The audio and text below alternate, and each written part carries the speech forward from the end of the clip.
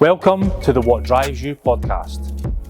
Brought to you from Motorvation Car Club HQ, we will explore the journeys of successful individuals from a variety of industries. Our mission is to pass on knowledge and experience from people further ahead in the journeys and uncover the stories behind the successes and failures. This will provide valuable insights and inspiration to help you. In each episode, we'll dive into the personal and professional lives of our guests, discussing the motivations, the challenges, and the pivotal moments that have shaped their careers. We'll explore the driving forces behind their achievements, uncovering the lessons they've learned along the way, and the advice they would give to aspiring entrepreneurs and professionals. From business leaders, sporting professionals, and creative visionaries, our guests will share a unique perspective on what it takes to allow you to achieve your goals as fast as possible.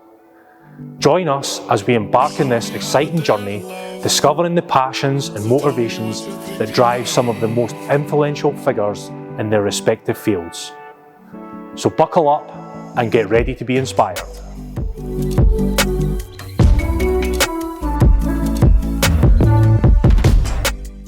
Today we welcome Liam Gordon, 27-year-old professional Scottish footballer. You play for Premiership team St Johnstone after joining the club in 2015 from Hearts. You entered the first team in 2016 and at the age of 24 you were awarded the vice captaincy. The following year you were awarded the captaincy for the first time playing away at Celtic Football Club. You've experienced competition on the European stage, and in the 20 to 21 season at St Johnstone, you achieved an unprecedented double cup win, winning both the League Cup and the Scottish Cup, becoming only the fourth club in Scotland to achieve this success. Alongside your football career, you also own and operate the Be The Best Football Academy, which provides coaching to young people, passing on valuable knowledge and experience to future footballing generations. Liam Gordon, welcome to the What Drives You podcast. Thank you very much. Thanks for having me. When I was doing a little bit of background and research, it might surprise you to know the volume of similarities me and you have in common. Go on and give me a few. So, I too played defence before I decided to retire. What age was that at? About 15, 16. Aye, decent innings then. I thought I'd better get out when the going was good before the standards start slipping. Not like me then. So yeah, obviously we're both taller, physically astute, handsome young gentlemen. I also have a bit of coaching in my locker. I've got a couple of teams of 6-year-olds that we coach locally. Nice. And so yeah, it was a nice insight, a bit of common ground. I am genuinely not only interested in your career journey, but just interested in what the facts are about being a footballer in the day-to-day life. So I'm looking forward to getting into that.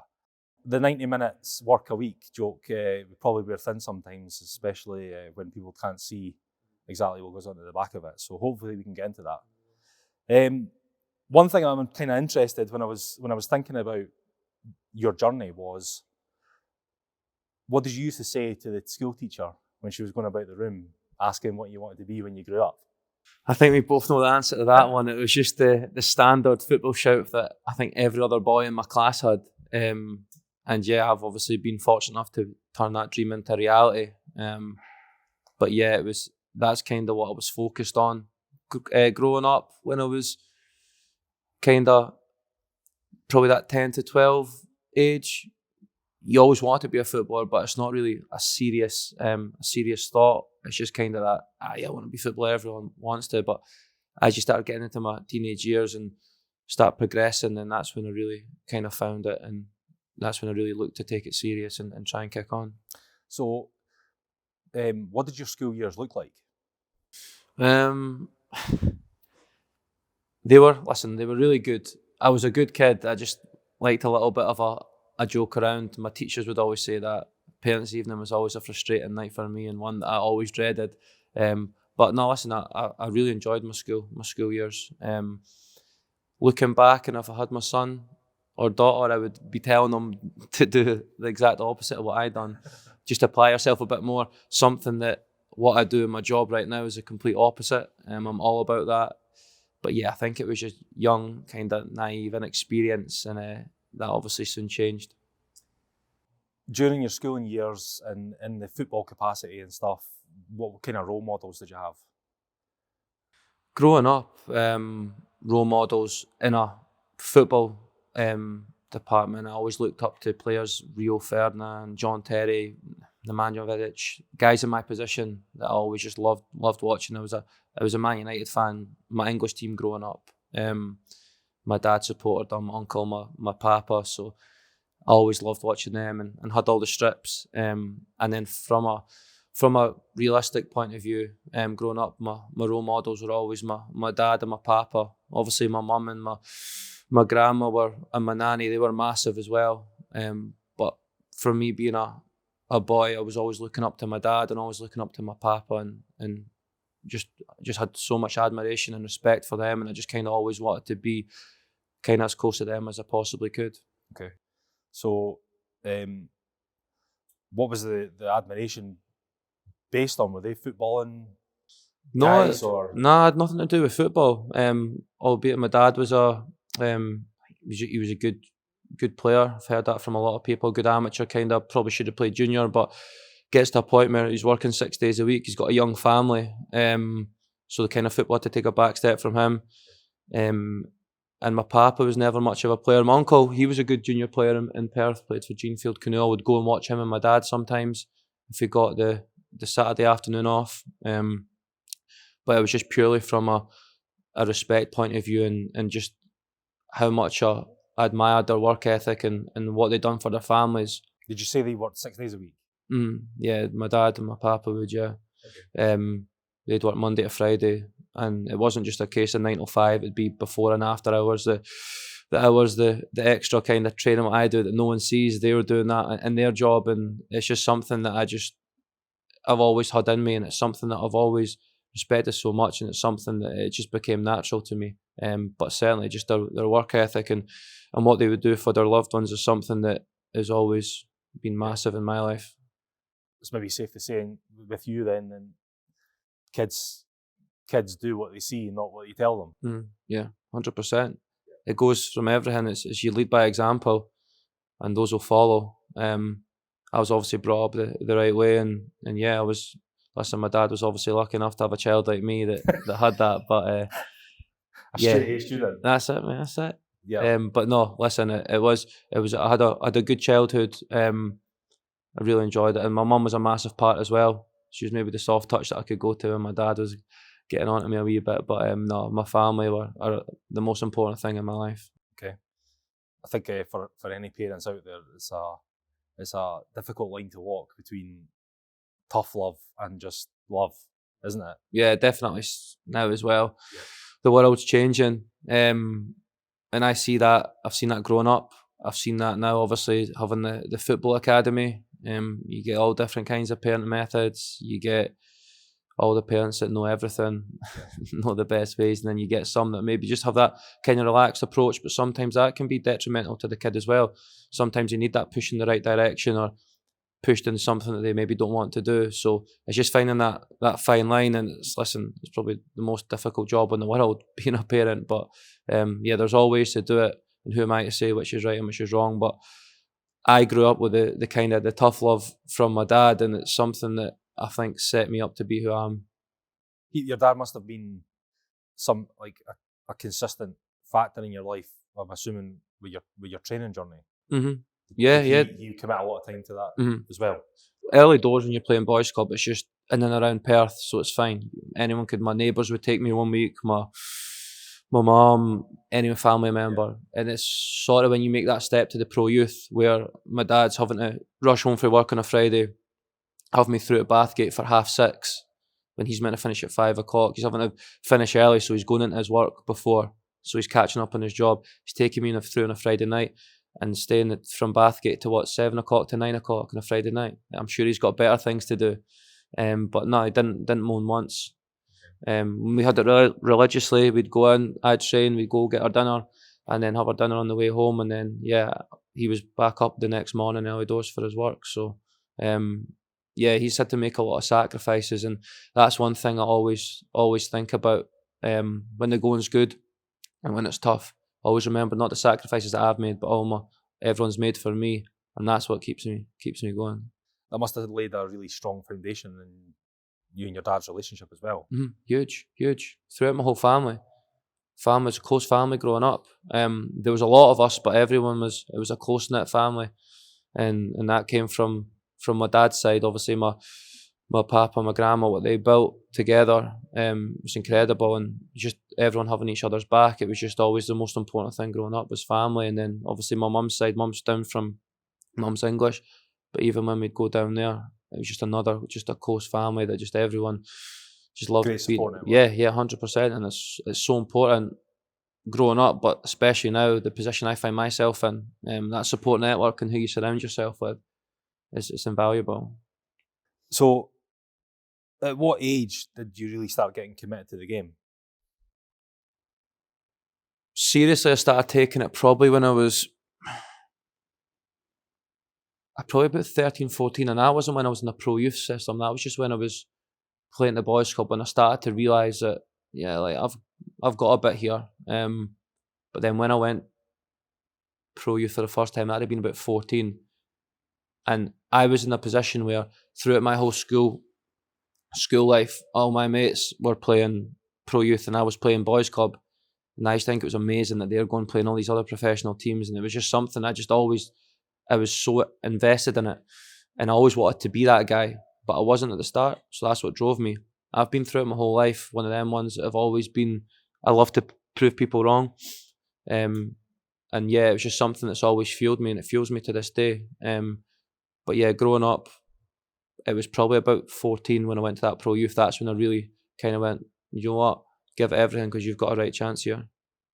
And I take it the standard at that level, even at that age, was good enough to make you realise that. Yeah, it was great. You had enough about you. 100%, but it wasn't even just the standard and the technical aspect to that. I just knew that my mind was my strength. And listen, it's something that I've worked on over the years. I'm far from perfect in it, but going back to my school life, I was not by no means the best player in my year in my school. Far from it, actually. But I knew I had the best head on my shoulders, and that's what separated me from everyone. What age did you leave school? 16. Signed full time for Raith Rovers at 16. Which was was that a hard decision at 16, or was that? I was desperate to get out. I wanted to, if it wasn't football, I wanted to leave because I wanted to go and earn money. I wanted to go and work. In the holidays, I used to go and work for my uncle's got a bus company. So he would take me, and every holidays I would go and work there Monday to Friday, and I'd be getting just a little wage at the end of the day, at the end of the week, and it was the best feeling in the world. And I just loved that. It drove me a bit, and I got a taste of that.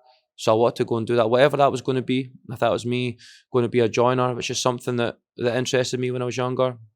I've got family that are joiners, and that was something that I kind of had an eye on until kind of football really became a realistic option.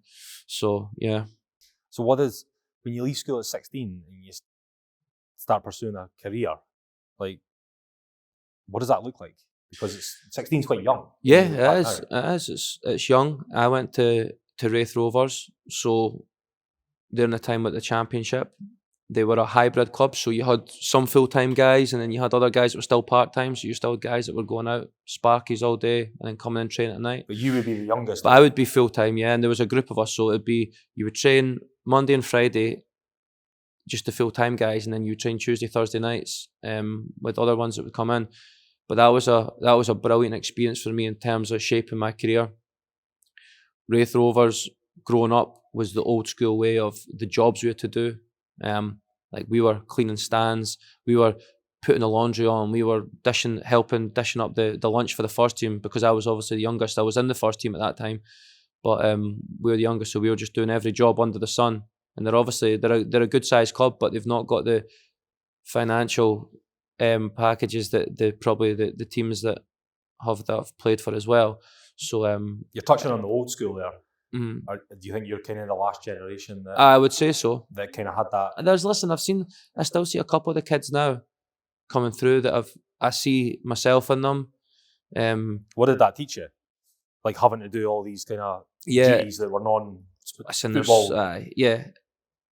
I kind of embraced it. I enjoyed it because I'd had previous of it, because I used to do all the jobs with my uncle working, or seeing my dad doing all the stuff, being down the workshop when I was younger, having to wait about, always wanting to get involved in there, but I wasn't ever allowed. So I had that growing up, so I kind of just took to it like the duck to water, but on the same way, it's having the self-pride. And when I had a pair of boots to do, which you would get, and you would do your players' boots and you do them well, and you'd maybe get a good Christmas tip from them. So you always had that in your mind, because you're leaving there, I'm going signing there for £100 a week. It's not much in the grand scheme of things. So that's massive to you. So I want to do my jobs to the best of ability, because one, when we were back then, if we weren't doing it, we'd get ran into the ground. So I'm not making sure my teammates are the ones that's going to run because I've done my job badly. So I made sure that the levels were there. And then I think if you take pride in doing small jobs like that, that just filters through your whole life. And for me, from the way I was brought up to going into that straight away at 16, it was good. And then I was only there for about a month and a half, and I made that jump to Hearts. Came in on deadline day, Hearts signed me, and that was another. I literally just settled in a environment that I was unsure of, because there's no one in kind of my age from Perth that was in that, so I had no one I could really talk to about it. So it was really, really new to me. So what age did you get signed with Hearts? 16. It was a month and a half. I was only in there for a month and a half at Wraith Rovers, and then Hearts, and then I went to a club that's massive, and I go from doing all the stuff for Wraith Rovers to you're going to Hearts, and all this is getting done. Like we had weird players' boots. Maybe your reputation had preceded you. That's it, mate. I think that's probably how I got the move, to be fair. Not to do with the football ability. He's good at his jobs. 16-year-old though, going to notably like one of the largest clubs in Scotland. You're socialising, or you're keeping in touch with your friends and stuff, and they're all either probably still at school or pursuing apprenticeships. Was that difficult to manage? How do you stay focused when you've got commitments that are probably beyond your years at that stage, I would say? Listen, I was probably at that age, I was good, and I was always dedicated, and I sacrificed, but I probably could have been a little bit better, but it's because I'd never been at that kind of standard, that elite level before. I always remember going in, and it was like my second session. I'd played for the under-17s against Celtic on the Sunday. We just won 2-0. I was in on the Monday with the first team. They had a game, so I was doing a recovery session with them, and it was something as daft as one of the first team boys shouted me over to go and get a foam roller. I had no clue what a foam roller was at that. And I had to ask, and I felt so embarrassed. But that just shows you where I came from to that level. And listen, it was amazing. It was almost, I felt privileged to be in that position from going from Wraith Rovers to such a big club. And it was really good. And I kind of just, I really enjoyed my time there. It was a fantastic club that done everything the right way. And I really enjoyed my time there.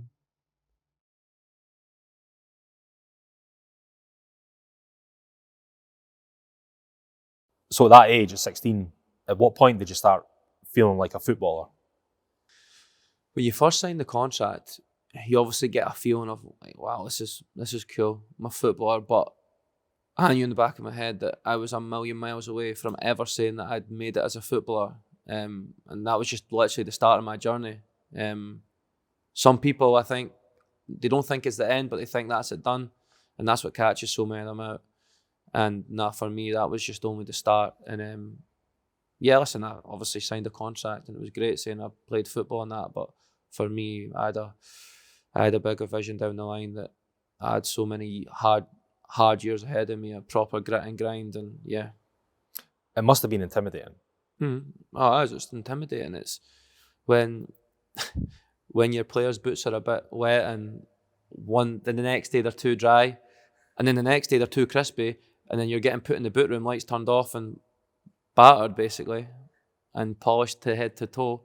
That's when it's intimidating. But that's what, listen, that stuff doesn't really go on these days, but that's the stuff that kind of, it does make you, and it makes you or breaks you. It's a brutal industry, and you'll hear that yourself from people. It's ruthless. It sounds like the Marines. You've got, listen, between running.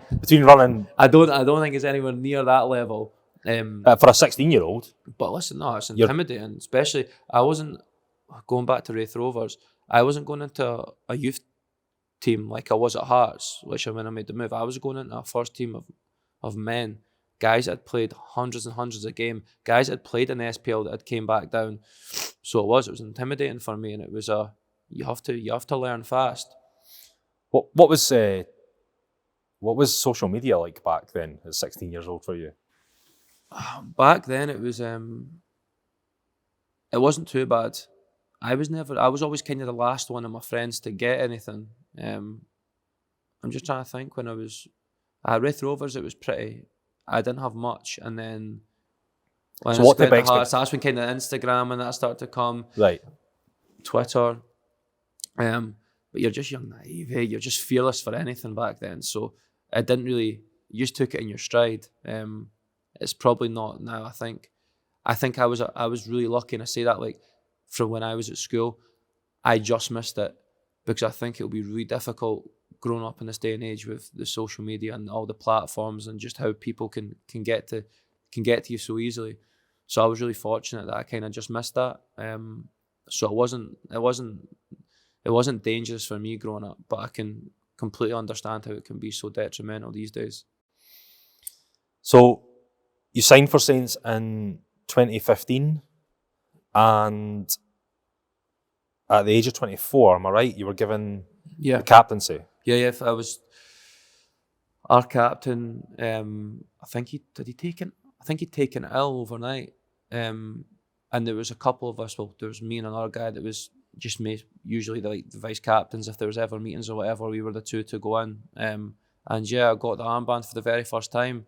Celtic away, so I was thrown right into the Lions Den. But yeah, what an experience, and personally for me, it was an incredible moment. Growing up, being a St Johnstone fan, local boy, captain, and it was stuff that it was what your dreams are made of, wasn't it? And did it feel surreal? It did. It was. And then we went and got a draw as well, which is, it's not the most likely result away to Celtic. No. So that kind of just put the cherry on top. But yeah, it was a really nice personal moment for me. But at the same time, as once I got a taste for it, I just wanted more. I couldn't imagine how I would feel watching my son become a captain and go away to either maybe Celtic or Rangers. And how did the family cope with that? Didn't get much from my dad. I'll never get much from him, but from other family members, they would maybe say, but he's just cool, calm and collected. Well, that's all I ever see. He might be pulling his hair out when he's in the stand or whatever, but you seem like you're pretty cool, calm and collected yourself, though. But it's fine when you're in control. I'm in control, so I'm fine. But see if I'm not playing a game and I'm watching a game, I'm all over the place. I've been in that stadium. Yeah, I'm all over the place. I'm not really too massive a football man, like I've said, but I've been in that stadium and I've seen like the harsh culture. Called the jungle for a reason. Exactly. So it's an intimidating place to go. But also at the same time, it's an incredible opportunity to go and an incredible platform to go and play your football. And it was a good day at the office. So you're the captain, so you must be, I assume, the only leader in the team, yeah? No, I'm very fortunate to be surrounded by a very good dressing room and a lot of guys in there that have got unbelievable experience in the game, that have top careers.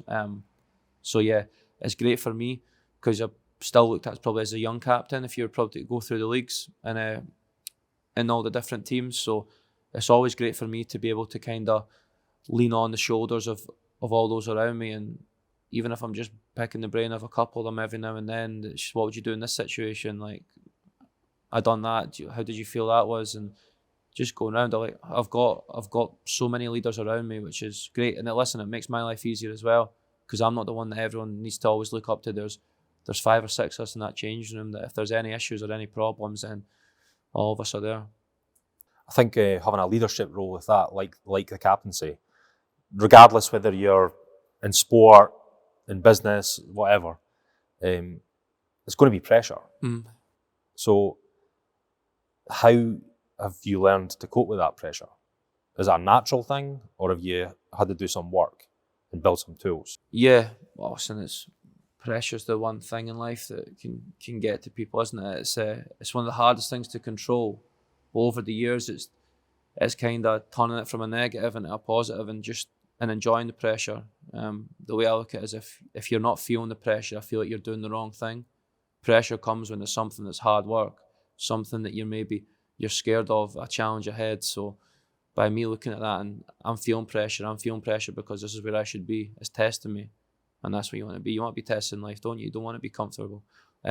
So yeah, I've got plenty of methods and coping mechanisms. I work with a kind of mindset coach who's been brilliant, and he just makes you see things differently, which is so important. You get to my level and everyone kind of tactically kind of know their roles. You can only go so far. Yeah, you can be better, and I try to be better at that all the time. But for me, that kind of level of sport, it's so much in your mind. It's crazy. So if I can try and strengthen that and improve that, it's only going to benefit me on the pitch massively. So I'm just kind of mapping out the Liam Gordon fits into the football club, into a family, and then kind of what does that support network look like for you?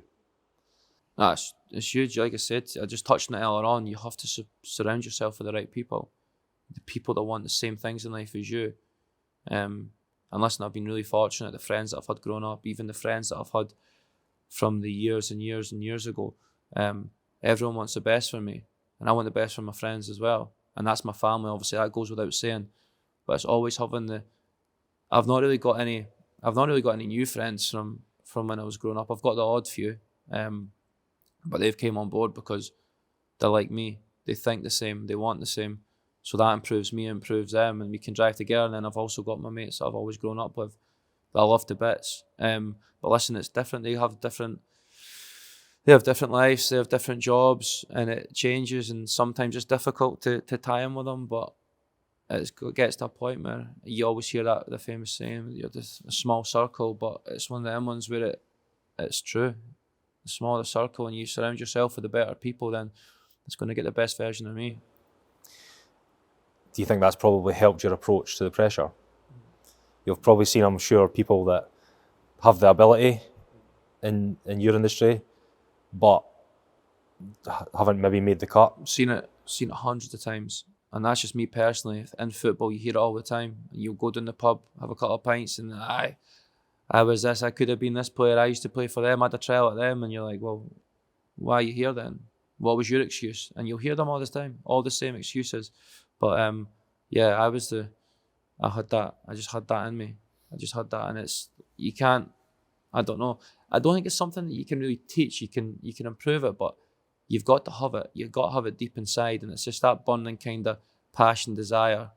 And it's not really something that you can give to someone. You just kind of got to have it. So yeah, I've seen all the players with 10 times better than me, but just the wrong attitude, wrong application. And when you start doing that too often, all these mistakes start to creep in, and then yeah, before you know it, it's too late. You look like you've got a really nice support network around you, and you've got a really nice role that, like, inherently, your boyhood dream has become a reality. So what's the thing inside you that actually gets you fired up and gets you wanting to get moving forward? Because you could, like, to all intents and purposes, like, you need some fuel. It looks like everything on paper is fantastic for Liam Gordon. How do you convert? What drives me is just having, I just want to be better, and every day I know I can be better. I can be a better footballer. I know that. So naysayers? Has there been people that have doubted you? Yeah, 100%. Probably the people still be out there that will doubt me, that will say things. But I use that as fuel. Like I said earlier on, use it as fuel. That's what drives me. That's what makes me want to train harder. That's what makes me want to do extra, because you prove them wrong. And when you've been at a club like St Johnstone for so many years, you're constantly getting written off all the time, every season. St Johnstone's year, this will be it, they'll get relegated, blah, blah, blah. Time's up. It's good. I enjoy it. The high of winning the double cup. You're saying like getting written off. Things like that must feed that energy. That's what I'm saying. We got wrote off the start of that season as well. It's the same all the time, and you use it. You get everyone together, and you use it. You use it against them, and that's why we've had such great success, because we just, over the years, and all St Johnstone teams I've been a part of, is the togetherness that we've had, and that's something that you can spend all the money on the top players, but if you don't have that kind of core chemistry and togetherness in a team, do you know what I mean?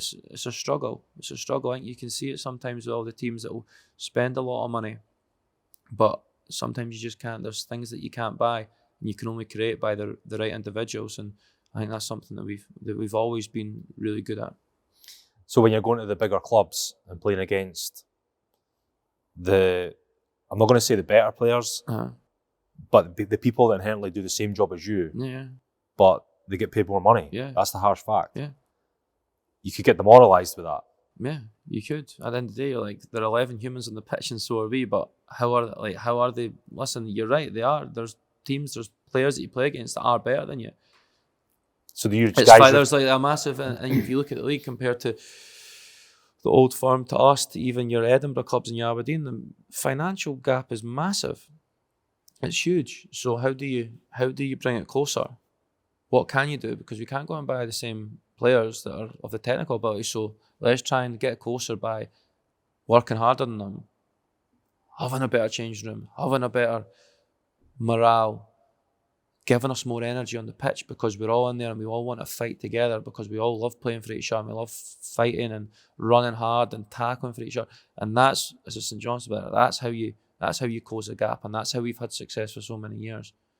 Because you do all them little things right, you do the basics, the core fundamentals that sometimes get overlooked, and if you do that, that's how we try to get closer. So you're reverse engineering those negatives and trying to look at them from a different perspective. Yeah, definitely. It sounds like you actually quite like being the underdog. Yeah, I do. I actually do. I don't know. Not really been in a position where, listen, there's been positions where we haven't been underdogs, but it's something that I like getting run off, because, like I said, I like proving people wrong. And it's something that I've always had to deal with knockbacks in my life, so it's something that just comes second nature now, and I kind of embrace it. And I do enjoy it, like in a sick kind of way. Like I kind of enjoy getting written off. And so that's what's firing you up? Aye, like that as well, but just, that's what fires me, but as well as I like trying to be better, because you're never going to be perfect. So every day you can just be a little bit better. So that's why I'll never rest, never be happy with what I've done or up until now, because I know that I can still do better.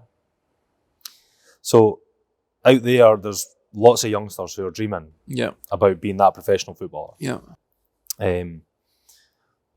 What is it that actually entails? Like, if these people have the ability, how do they convert?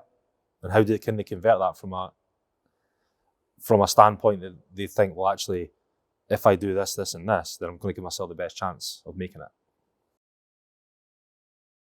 I have a few kind of core values I always look at, and it's hard work first and foremost for me. Just goes without saying. You have to put the hours in, you have to put the extra in. And when you're training, you're doing the training pitch, but it never stops. You have to have that work ethic.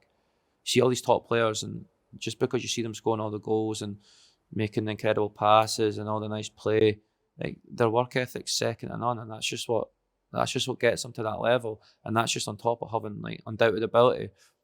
Work ethic for me is huge. Respect's massive.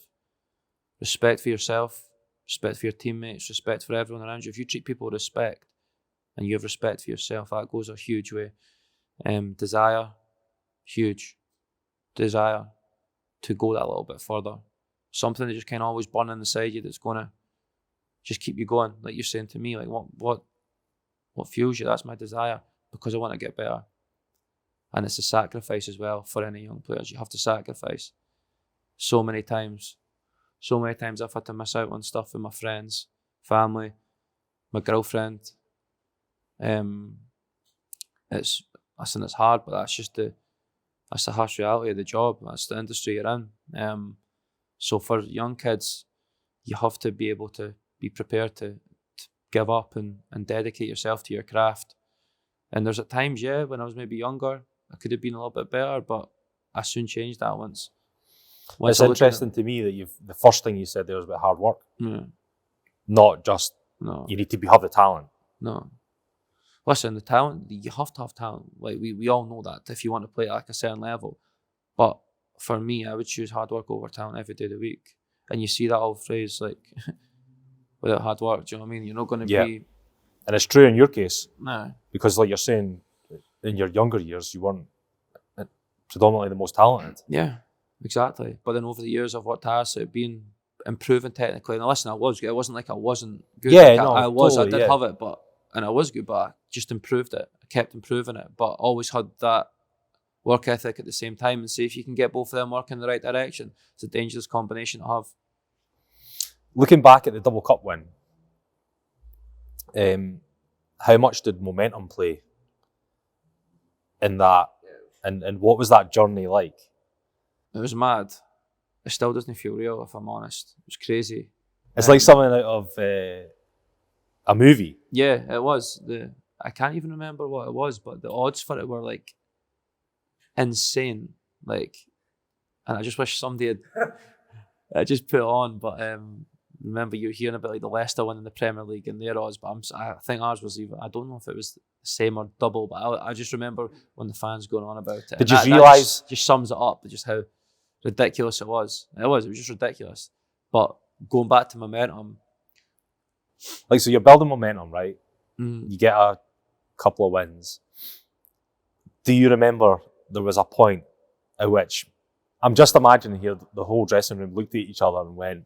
Kind of got to a point like we started well that season, but we weren't getting results that merited our performances. Okay. But I knew we had a right good team that year. And we had a new manager come in. He just gave us a kind of new lease of life, and we kind of played a different way, and it suited us perfect. We had a perfect player in every position. And yeah, we just kept churning out performances, and then the kind of results started to come. And then before you know it, you find yourself in the first semi-final against Hibs, and we beat them 3-0. And then we obviously went to a final against Livingston, who I think at that time we just played them a month before, and they'd won it was something crazy. Like they'd went 15 games without getting beat, and they were an informed team in the league. And we'd beat them a month out to the final and ended their run. And obviously, I think it was like 3 weeks later, we then had them in the final. And I just kind of felt at that point that that was almost like a sign. Yeah, it was just like an early like. What did that do to the dressing room? Come on then.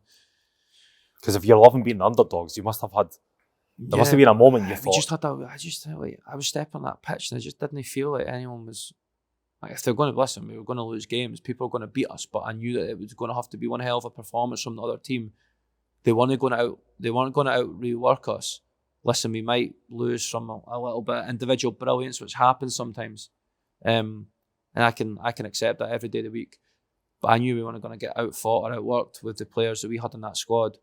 And just going forward to the remainder of the season, we had like a crazy run. Yeah, ended up finishing 5th, I think. And then got into another final. And it was just at that point where I didn't feel that we were going to lose. Just going into the games, there was games that we did lose, but I genuinely didn't feel that we were going into it. And it was just that momentum. With momentum comes confidence. And with confidence comes just that like added kind of energy and just that willingness. So yeah, it was really important momentum at that time. So you lift that second cup. Surely the first thing you thought about was retiring there and then. Did cross my mind, to be fair. And we all kind of joked because you're like, how can you top it? But then you're thinking, obviously after a good few days celebrating, it starts to come sink in, and then you're like, do you know what though? We've got a European adventure to look forward to. So then the focus soon shifts on that. But yeah, at the time you're like, well, I just want a double for St Johnstone. team that I've supported my whole life growing up, and yeah, you're just like, maybe it is time to hang up the boots. Probably should, to be fair, but I can only imagine.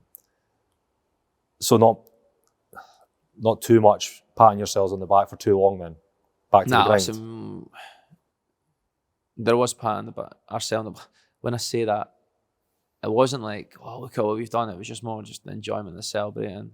That was pretty good. Had a good. It must have been special. It was a group of guys that done it together. No, it was. You all had we a part had to that. play. There was a lot of us in that team that were kind of.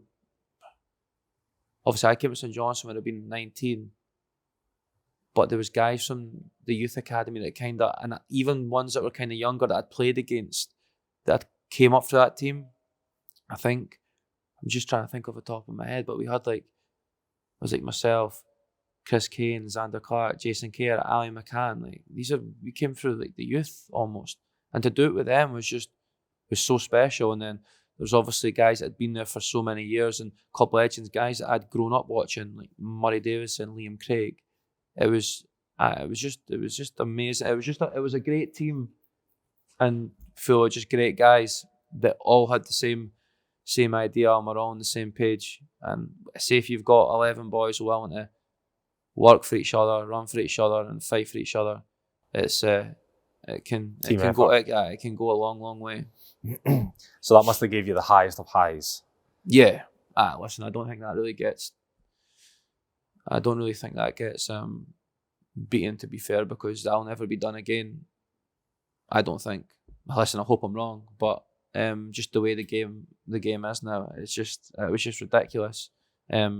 So I just don't think I'll ever kind of go through them emotions anytime soon. Anyway, hope I'm wrong, but so on the flip side of momentum building to this unbelievable high, obviously you also know momentum can work the opposite way. Mm-hmm.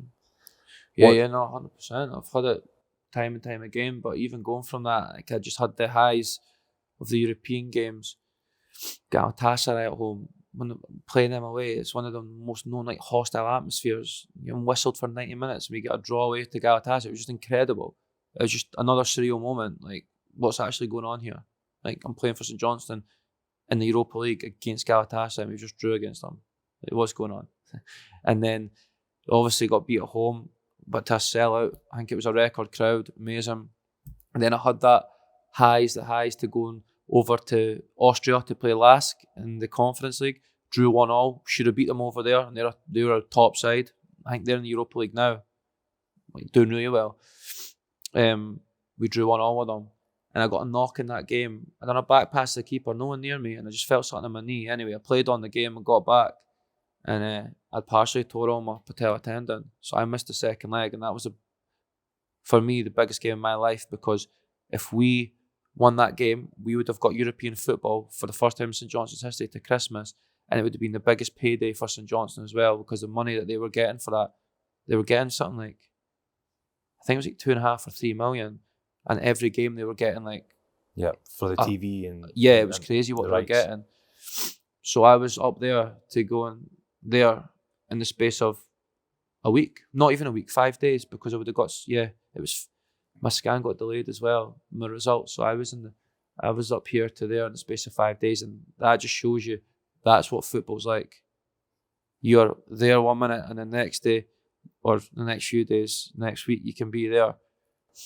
How long did the injury cost you? I tried to rush back and I hurt myself again. When would I think it was about 10 weeks.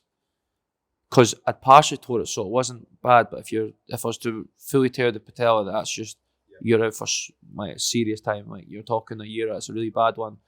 So I was lucky that I didn't do that, but at the same time I was devastated. But yeah, that's the highs and lows of football. I'm obviously, because I know the club from a distance, that you have been in relegation battles. Yeah. And sometimes the expectation level can be low because there's obviously a lot bigger clubs in the league. On the momentum front, if things aren't going so great, what tools are you deploying to try and turn the tides? Like, as a team, individually, what's going on to try and hold the line? And listen, there's no magic answer. Like, but I just look at it's grit, determination, just hanging in there. It's going within yourself when the times are bad, and at the end of the day, it's standing up and being counted. There's not a fancy answer to it. It's just literally, it's just hanging in there. It's trying to galvanise the boys, and just, yeah, you've just got to keep grinding. Do you know what I mean? The sun always rises, so eventually your luck's going to change, fortunes are going to change, and it's hanging in there. And keep doing the stuff that you believe in. Keep doing the stuff that you trust, and you will eventually get to the end of the tunnel and see the light again. But listen, it's tough. It can be the years of relegation battles and different changes to within the club, from managers in the last few years. There's been testing times, but that's when you've got to just stand up and you've got to just look at yourself in the mirror, ask what you can do. What can I do? What can I do better to personally that's going to help the team, and what can we do better collectively that's going to get us out of the shit? And there was meetings, there was everything, but at the end of the day, there's no, like I say, there's no magic answer. It's just kind of going within yourself. What do you think brings the team closer together? Sharing the big wins or having to go through the testing times? Listen, the wins are brilliant because it's all just a laugh and a joke, and you're out celebrating. It's great and all. It's all smiles and that, which is good. But I go back to it say all the time with that double winning season. I didn't learn nothing from that. I learned all the stuff from the year that was going to follow. And I found stuff out about myself, and I found stuff that I didn't ever think that I would be able to go through. We were closing. I think it was towards the end of that season. We were in a relegation battle. Dundee were breathing down our neck, and we had a game on. It was a Wednesday night against Aberdeen. It was the 15th of May, and we needed to beat Aberdeen to secure ourselves in the league and thingy Dundee. And I was literally just getting ready for the game, and I got a phone call from my dad, and my papa just had he'd fallen ill overnight, and it was horrendous, and that was it. And I was gone the whole day, and I didn't know what to do. My family were in pieces, and then I've had to try and dust myself down. And I went and played that game that night, and I played well. I played up my skin. We won 1-0. We stayed in the league. Dundee got relegated, and then that later night I drove through with my girlfriend to see my papa, and then that was it. It was too late. So yeah, it was tough, but I found in that times that if I can get through that, I can fucking do anything in life. And I found in them moments that, yeah, the wins and that were great, but that's where I found who I am, and that's when I know that I can deal with anything that life's got to throw at me.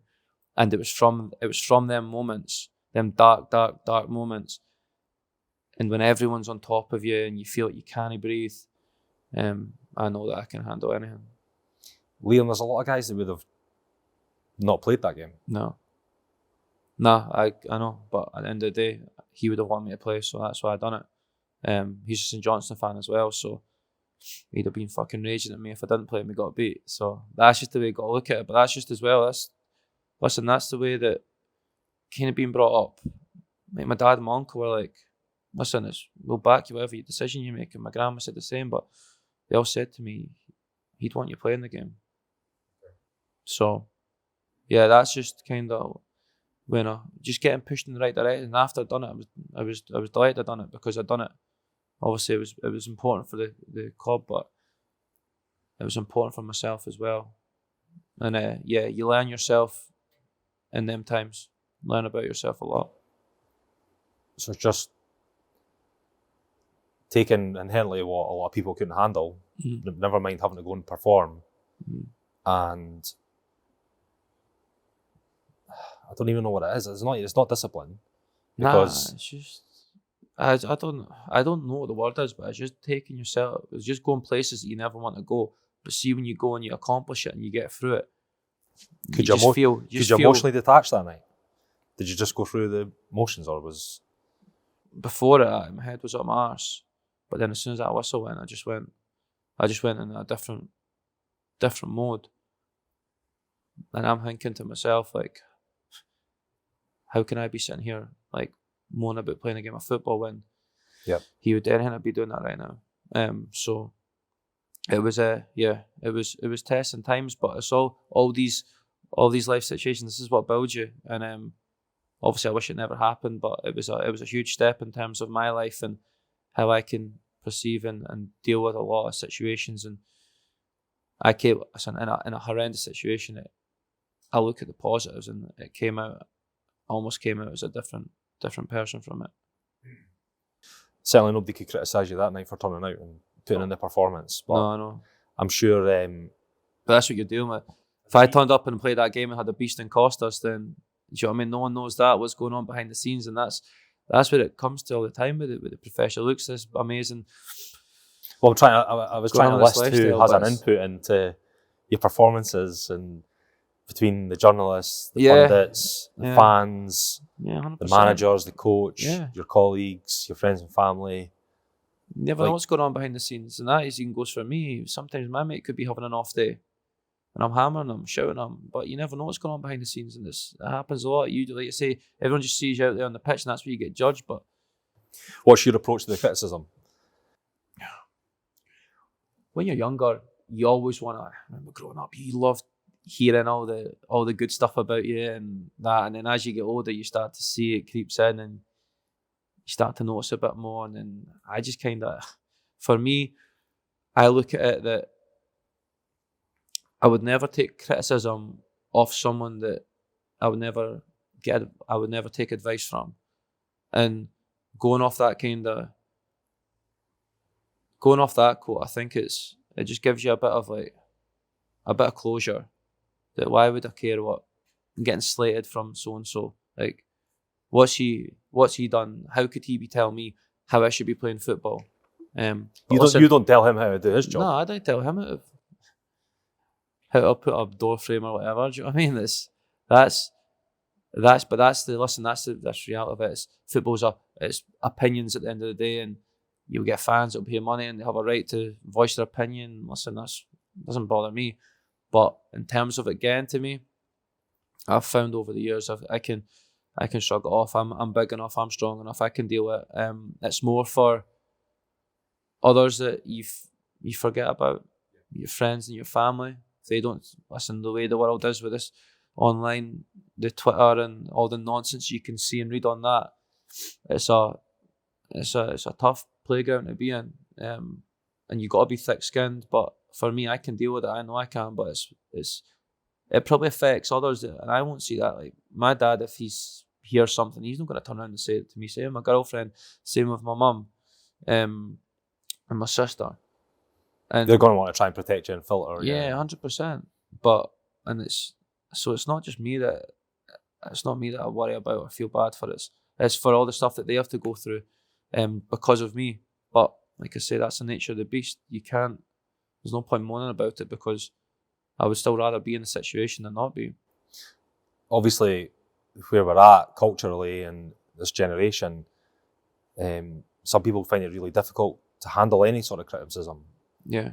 Regardless of whether they're a professional sports person or not. What would be the advice just to anybody if they're being criticised and they're feeling affected by that? Listen, I kind of maybe goes back to respect. Like everyone has an opinion, so you got to respect it. When you get criticism, it's when you need to look at it. Is it constructive? Is it going to better me? Or is the guy just screaming at me for the sake of it and telling me nothing that I can do better, how I can do better? That's when they have a problem. Like I'm all for when we're training or whatever, boys are having a go at each other. I think it's brilliant. That's the way it should be. It shows passion. It shows commitment. It shows that you're invested in, and it means a lot to you. But it comes back to that. It has to be constructive. Yeah. And listen, when you're younger and you're growing up, it's another thing that kind of you get used to as a footballer, because when you're growing up, that young player, when you're stepping up to train with the first team, you could have the best session in the world. As soon as you make that one bad pass, you're getting absolutely hammered. Like it just happens, and it's taken on the chin. But it's like almost giving you that. It's giving you that kind of bulletproof coat that basically, yeah, it gets you ready for future life. And you listen, for criticism, like I said, it completely depends who it's from as well. Yeah. If Joe Boggs is going to give you pelters, then yeah, it can be a bit frustrating, and you can, well, what's he on about? Well, nowadays, people read so much into getting criticism from people online they've not No, it's even met. crazy. That's what I'm saying. Like I could go on. I'm not on it anymore, but I could go on Twitter, and someone that I don't know, that has absolutely zero clue, zero history of football, and has done nothing in the game, can directly get to me and say something negative or Hurtful or like why? Yeah, like why? I just don't understand why you would open yourself to that. Yeah, I have Instagram and Facebook's brilliant, and I think for a business point of view, it's social media is tremendous, but it's so bad in so many ways. And yeah, listen, I have just friends and family on both of my accounts. So I think it's one that I think it's got. There's so many pros, but there's cons as well, and it's just basically knowing how you can manage it and how you can cope with it. just slightly to go back to momentum and stuff. In football, obviously, everyone says that playing at home is an advantage. So why is that? Well, you'd say that. I think we had one of the best away records in the league last year. We had a terrible home record, but then what we've been good recently at doing, we're kind of turning our home form again, because McDermott Park was always a known place to come that not many people liked coming to, and it's getting back to that. Momentum's huge, and you can obviously lean on the crowds. Well, when you go away to say, where were we recently? Tynecastle, for example, 20,000 Hearts fans in a stand that's just on top of you. It's just suffocating you. They score a goal and it's deafening, and then you go to... How many fans do you take there? We always take a good... But like ratio? I'm sure it's about 1,000, say.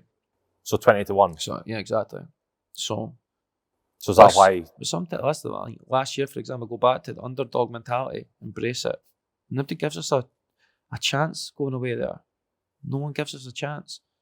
So, do you think that's why it's more powerful then for Hearts and Celtic in these bigger capacities? Because... absolutely. Well, they've just got, it's like a 12th man at times. It is. It's huge in terms of momentum, especially if they're having a good, strong phase in a game. They can almost get you over the line.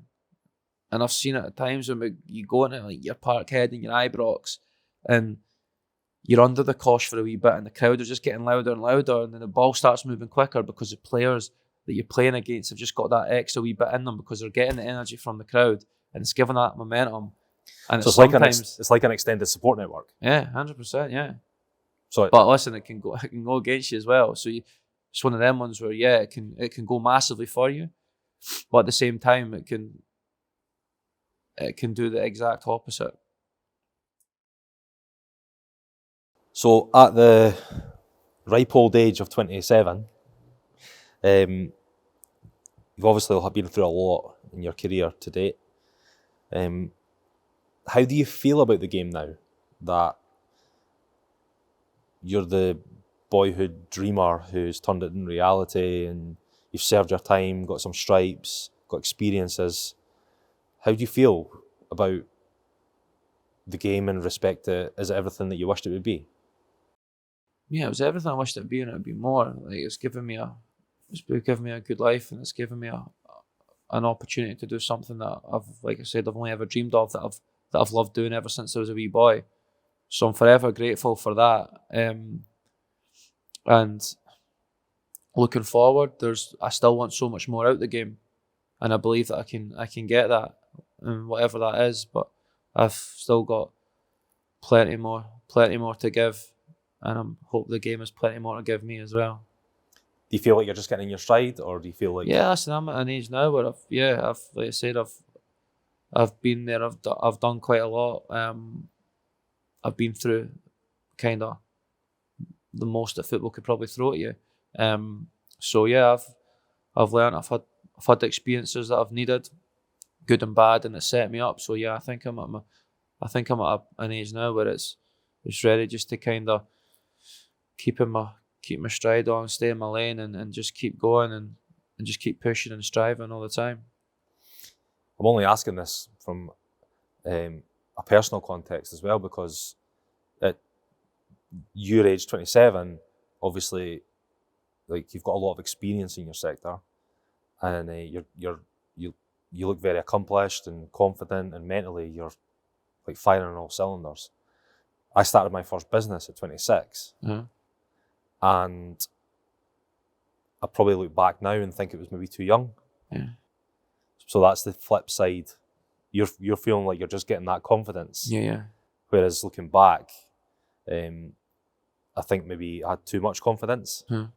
So it's regulating that, I suppose, isn't it? Yeah, listen, confidence is a great thing, but like you say, it's keeping it on the right levels, I would say. But listen, it's something that I've had, and listen, self-belief's huge as well. You've got to back yourself, especially if you want to get to a good level. Especially for me playing in the top level in Scotland, you've got to back yourself. Self-belief's big, but at the same time, it's being true to yourself and being honest as well. And yeah, like you say, 26, starting a business for yourself, it's amazing. In a business sense, it's probably looked at as being really young, making such a successful business at that age. But for me as a footballer, 26, you know what I mean? It's kind of the opposite end. You're kind of like, well, this is time you've started a while ago, now it's time to really kind of push on and almost lead up to your peak years, as they would say. Okay. So alongside your professional career, you also have Be the Best Football Academy. Yep. Tell me a little bit about that. Listen, it's been something that has been on my mind for many years now.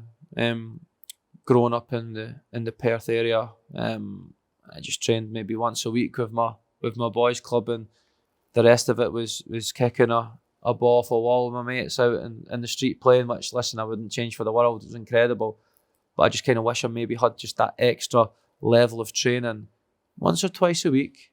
Yeah, just something fun, but just something that's working certain aspects without us really knowing. And that's what I just thought would be a big point for Be the Best, because what like St Johnstone are doing in the community is great. And that's something that I went to when I was younger, but we offers a complete different service. And it's something that I said we didn't have in this area. And it's something that I want to get Perth, because I know from growing up the amount of good players that are in Perth, but they almost didn't have a platform to go. Even for me, the limited amount of scouts that would come and watch any of the games, I was just fortunate a scout came past and watched us one day, just a one-off down the South Inch. And that was my little lucky break. And listen, it's got much better now in terms of Perth and kind of the platform it's put on, but certainly still feel like it's behind the times if you're looking at all the other bigger cities. And I just wanted to come in and hopefully change that and give kids just that little bit extra, that's something that I never had, that I think will go a very, very long way, whether that's improving as a footballer or whether that's just improving as a human being. Teaching them the right values, creating a happy and friendly, safe atmosphere for kids to come and enjoy themselves.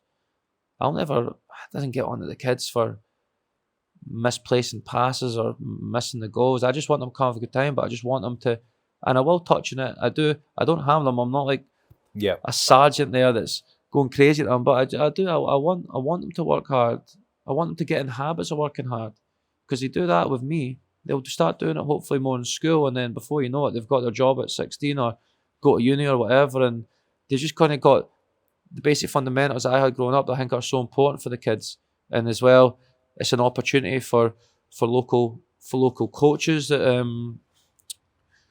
want to go down that path, and it's given them an area where they can work, where they can develop, and also as well, it's good for them. It's a job for them as well, and it's doing something they love, and it's helping them going through their qualifications, which we provide, and their badges to help them excel. So there's a bit of a win-win there. The kids get the knowledge and experience that you can pass on, but it's also creating 100% employment. And when I started, I didn't think it would be so rewarding as what it was. And you see the difference in the kids. You get kids that are turning up that have never really kicked a ball before, and then you've got kids that you see about a year later or maybe not even your 6 months, and they've just signed. Their mum's coming up going, "Oh, he's just signed for Genefield Swifts." Yep. He's never hadn't kicked a ball 6 months ago, and he's loving it. He's loving football. He's turned up. He's got all these football strips on. He's brilliant. And then on the other end, you've got just a kid that's maybe really shy. Before you know it, it's coming in. He's made friendships. He's made relationships. He's now going to birthday parties with these kids. He doesn't go to school with them, but it's because he's in our academy. And then we've also been fortunate enough as well to push kids through to the pro youth system, to St Johnstone, to Dundee United, to Dundee, local teams.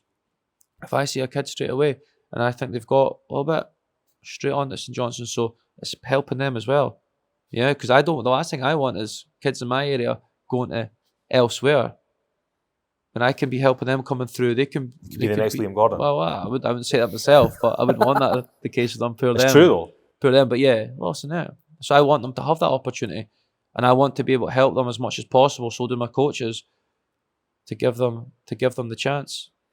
At what age do you think that if the kids have the ability or the skill set that they need to start applying themselves? This is a difficult one because I had a much different kind of well, I would say your journey was maybe a bit later. Yeah. My football journey as a youngster was different to most. I had, like, in my school, for example, I had boys that were playing for St Johnstone, Dundee United, Cowden Beef, when I had the good youth set up, and they were in since they were, some of them in since they were 8 or 9, some were going in when they were 10 or 11, and they had this level of training all the time. I'm still 14 training boys club before I went on trial anywhere. I'm actually asking for advice here because I'm not sure what age my son should start applying himself. This is what I'm saying, and this is where people get caught up in it because they think that everyone's got there's a different path. Everyone's different. Everyone's got their own path, and you just need to. And this is what I need to say to the kids, because I was like that. If I got caught up in being in a pro youth system, and I would have killed myself, because I was saying that to you earlier on, for years, all my mates were playing in all these pro youth, and I was just still playing boys club. I wanted to be there, but I never gave up, or I never went, oh, it'll never happen for me. I never gave up. And it's the same for some of the kids, and it's what I don't like now, is where it's like, oh, how can you turn around and tell an 8 or 9-year-old, 10-year-old that they're not good enough? They're a kid. If I was to be in at St Johnstone 8, 9, 10, there's no way in hell that I would have still been there. And would that have knocked me? Would I have then become the player? Probably no. So, I'm a believer, and listen, I was lucky. It was the way that I was brought up in. I think it's not just because I done it, I do think it's the right way. My dad my mum would take me to football. They would never criticise me if I had done. They would just, the only time I would have the problem is if I didn't feel my dad was like, you want to run about today, you didn't know that you're interested. Like, if I'm taking you to training, or giving up time, or if your mum is your granny, whoever, the least you can do is try hard. And if you don't, that's fine, son, but just tell me and I won't let you go.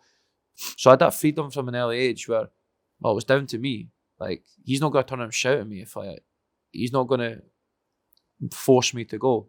So it kind of puts a responsibility on me. Like, do I want this? And then you start to develop that. And I was always lucky. I did have that freedom, and I had that breathing space, which I think a lot of the kids don't get now. Some maybe get too much, which isn't great because they don't get pushed. But on the other end, too many of them parents are on them, and just let the kids be kids. Let them enjoy their football, and that's the one thing I will go to, is you have to enjoy it. You have to enjoy it. If you're putting demands and pressures on kids because the father or mum is wanting the kid to be a professional footballer, and they start wanting it more than the kid, and before they know it, the kid doesn't have a clue what to do. He's listening to his dad one day, he's listening to his mum the next, he's listening to his coach. Gets all too much. Then they fall out of love in the game, and I've seen it with fellow friends, and then I've also seen it with teammates, and I've seen it with kids growing up through the academy. So, listen, there's no right age, but for what I would say is, for the kids growing up, if you ask me, just let them enjoy it. Let them enjoy it. At the same time as though, don't let them. I wouldn't say let them away with murder. You still need to be stern. You still need to be that tough love, push them. If it's raining outside, if it's cold, you're still going out, because you need to. That's not you just for football. That's for life. That's just toughening them up. Because that brings me on to like the mental strength aspect, because your mental strength just radiates to me, right? And how do you teach that to kids? How can you teach it? Did you get taught that? That's one thing, and I said earlier on, you can't give it to someone. They have to have it. And I know a kid it's hard to have, but it's just almost by, like, I looked at my dad and my papa. They led by example. Therefore, I wanted to follow, and that was my hero. They were my heroes growing up. That's how they conducted themselves. So then I was like, well, I kind of want to be like that. So I think that's important, because listen, Ruben, he'll want to be like his dad. It's just a thing when you're a wee boy. Do you know what I mean? You want to be like your dad. So if your dad's setting a good example and doing, the stuff that you're maybe wanting him to do, which obviously, well, he'll see your work ethic, what you've done, what you've done over the years, and that'll be in his head, and then it's just that'll eventually, hopefully, filter on, and that might go into the football, it might not, but listen, it's giving him the fundamentals and the foundations that are so important.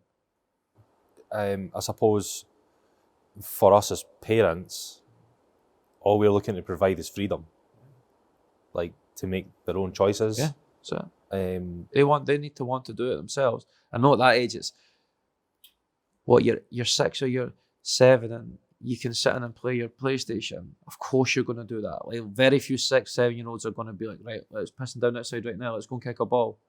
I was stupid enough to do that when I was younger, but that's just because I probably got screwless.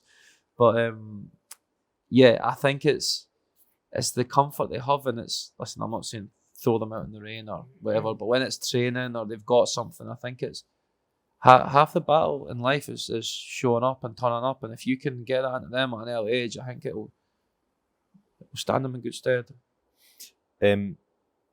What's the long-term plan for Be the Best? Do you have one? Listen, the plan at the start was just to create this platform for kids to come in and, like I said, have a safe, happy and fun environment that they can develop both football ability and as humans, forming friendships, relationships, with obviously fellow teammates, with the coaches. Like, I get a buzz off seeing the kids and all my other coaches do, and you're just having them relationships, and it's great. You're having the crack with them. Half the kids will be running up to me, giving me dog's abuse if we got beat at the weekend. They're dying to get the Celtic fans, the Rangers fans. I can see them coming a mile off, and it's just having that, and it's great. I love it. I love it. So for me going forward, it's just having that consistently and over time, and producing generations and generations of kids, and hopefully, and because we are a football academy, being that small part in a kid's journey that's went on to play for whoever, but they came to us and they started with us and they learned some traits that have went on that they've not lost, and that's what's kind of, they've kept them values throughout their career. And yeah, that's what I kind of, that's my main goal. It must be tough running a business alongside being a professional footballer. Yeah, listen, and it's probably something that at the start I probably didn't realise, especially the email stuff and that drives me mad. But listen, I've got a good coach around me that everyone chips in, which is great. We've got a great group of us, and everyone does their bit. But it was listen, it's challenging, and sometimes I have to take a step back, because at the end of the day, football's a priority.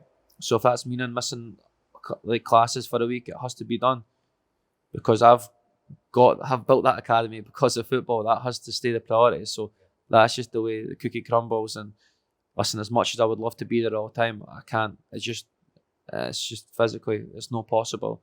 But yeah, it's challenging, but it's something as well that I've enjoyed doing. I like a challenge, and I think it kind of takes away the hardness and the stress of it, because you start to see the rewards and you're making a difference. So that then just goes, well, if I'm not doing it, who else is going to do it? I wouldn't trust anyone else to do it in Perth bar me, to give them the best chance. So, like you say, the reward could just be that a shy kid started going and socialising. I'm saying, I don't care. I genuinely, it doesn't bother me if they, like, I just love when they turn up and you say they'll be shy. They won't speak to you one week. The next week you might get a couple more words out of them. Then before you know it, 3 weeks later they're running around going crazy, fucking wrestling, fighting with our kids, but in a good way. Just being kids, and you're like, wow. And then before you know it, so and so, he's invited me to the birthday party. Probably like you and your teammates in the dressing room. That's it, mate. Just on a slightly more calm level. You don't want to know what goes on there. So, obviously at the start, I asked about your answer when the teacher was going round, what do you want to be? Was there a backup plan? Has there ever been a backup plan? There wasn't anything that was like, I would have done that if I didn't play football. Growing up, I don't know, I enjoyed... How do you feel about backup plans generally? It excites me, but then it also doesn't worry me, but I think about it all the time. I always do. I'm very much for living in the present and dealing with what's in front of me right now, and that's a priority, but with always one eye looking in the future. I just have always been that way. I have to be that way. It's just the way I'm wired. So I just backup plan. I would have maybe my family were always like kind of classic. My dad's papa had a garden machinery shop in Perth. My dad obviously now has that. He's worked there all his days as well. He now runs it. My granny would never let me go on that. That was the one thing. Me and my uncle, we were never allowed to go in near it and make the same mistake as my dad did, as she says. So I always thought I'd be able to go in there if it didn't work out. I enjoyed kind of all the kind of joinery stuff. I'd went to work experience. Let's say 2 of my uncles were joiners by trade. I like that building stuff. So I kind of had that in the back of me. But it wasn't really something particular. I just knew that if I put my hand to anything, I'd back myself to do something at a good level, whatever that may be. I didn't know, but I knew if I would find something, if I can find something that interests me, I'll give it 110%, and I won't leave a stone unturned. So yeah, it was that quietly confident where I knew if it wasn't to work, I would figure something out.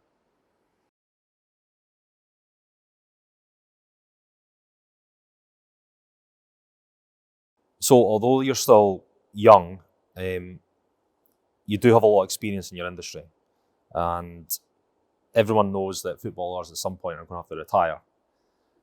Have you thought about the next phase of your life after football? Yeah, I think about it all the time. To be fair, like I say, I've always got one eye in the future.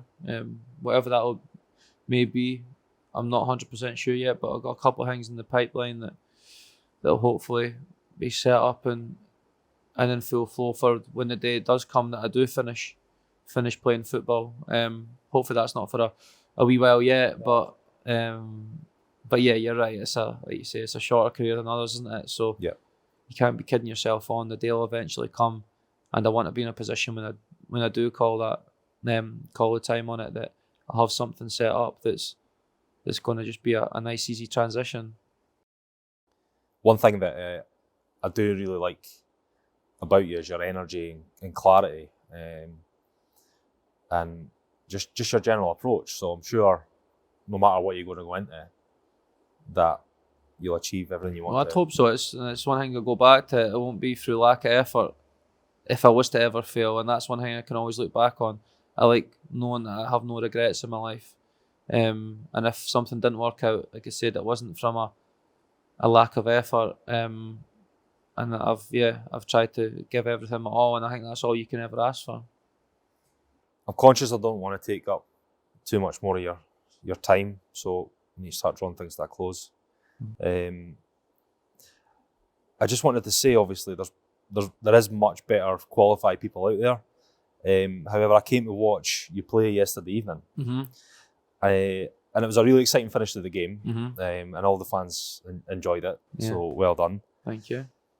Credit where it's due, though. I was really impressed, obviously, with your overall performance, but not only did you make some critical challenges, you stopped a goal score opportunity for the opposition, and then The next minute, you were up in the opposition's box winning a penalty for the team. That doesn't happen every week. Right? So it was just a fairy tale. Yeah. And obviously, You went on to win the game.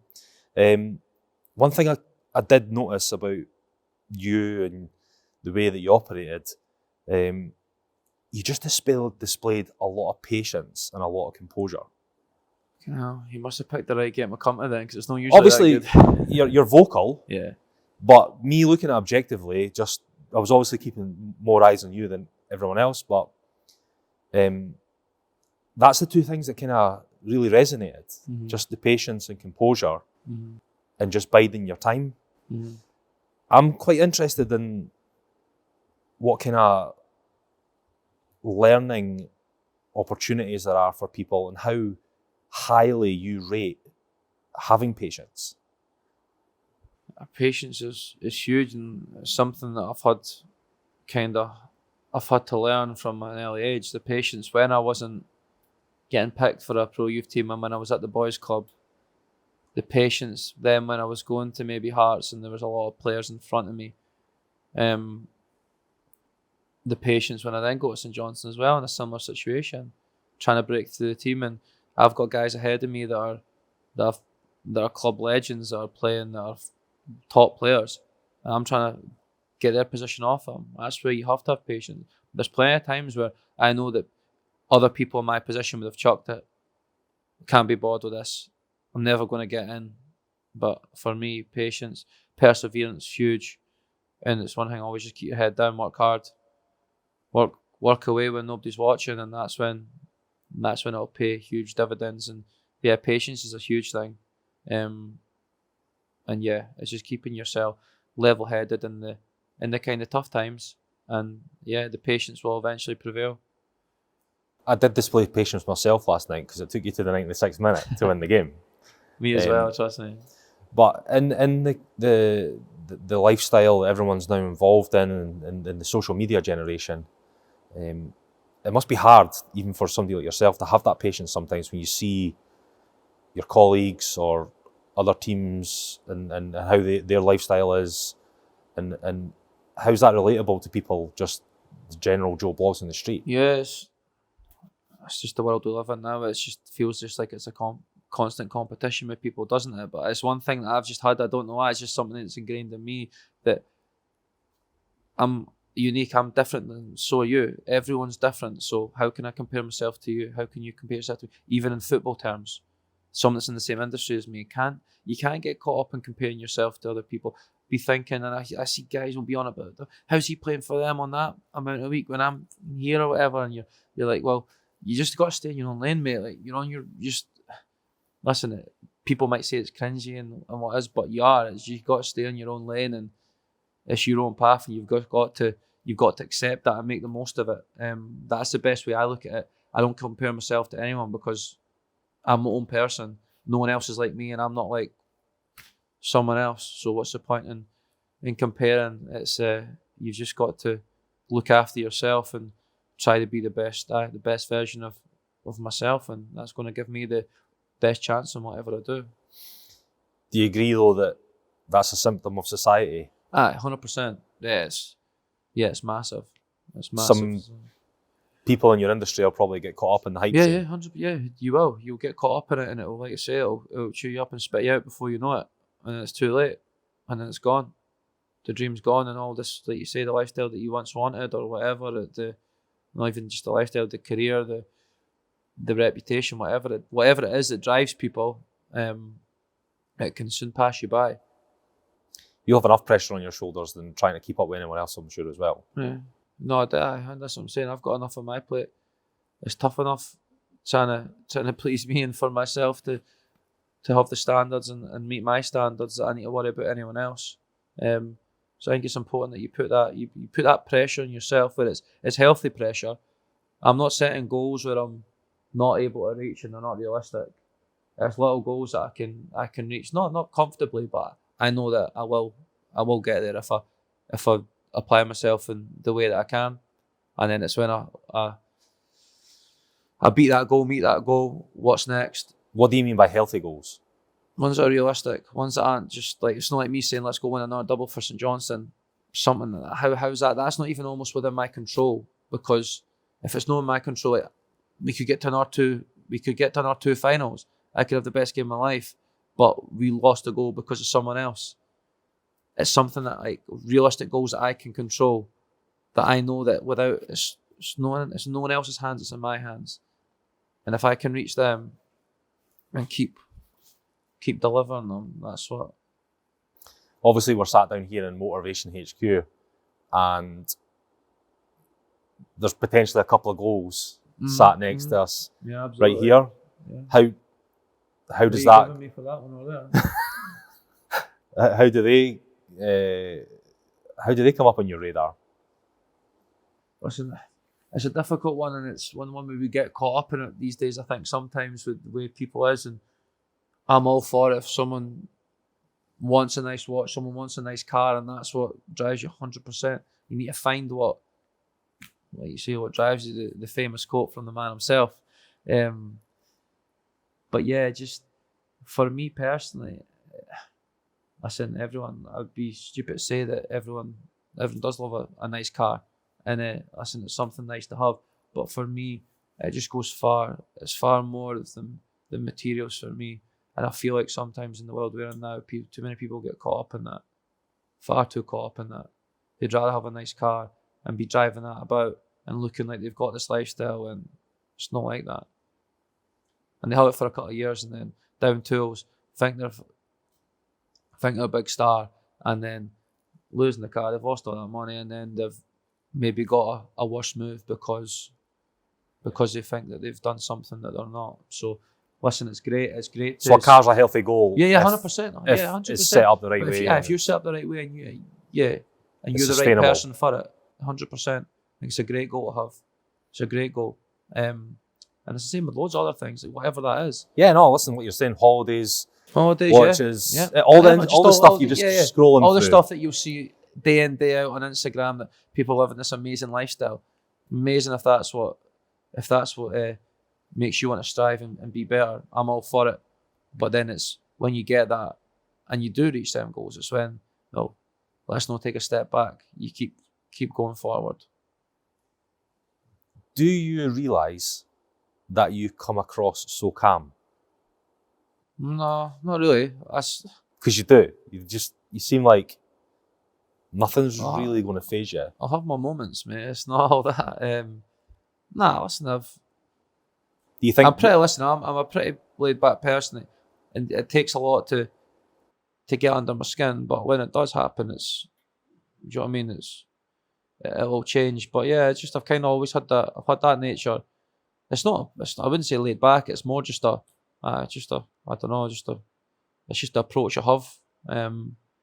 Don't get caught up with too much. Don't, like I said, and it's over time. It's, you say, the highs and the lows, and you just kind of find that middle ground with them. But then it's finding the middle ground for life itself as well. It's not always been like that. Liam, I said at the start, genuinely really appreciate you taking time out. Honoured for you having me. I've loved it. It's great seeing you as well, mate. It's an incredible setup you guys have got. Really we're just early days, but it's something that has been in a brainchild for a while. And not to make this about me in any way, but we've had a shift in recent times about playing short term or playing long term. Yeah. And I don't know about you, but I'm all for the long term. Yeah. So, yeah. I'm the same as you. I'm spot on. It's the long terms, like you said, is so important, but then you need to make sure that you're keeping on the short term, and then the long term comes easier, doesn't it? And it comes much better if you're smashing the short term, which you guys are doing. I'm sure that the long term goal is going to be something special, and I look forward to following the journey. Will you come back in and speak to us again in the future? Absolutely, mate. Absolutely. Liam Gordon, great having you on. Thanks very mate. much. Much appreciated. Cheers.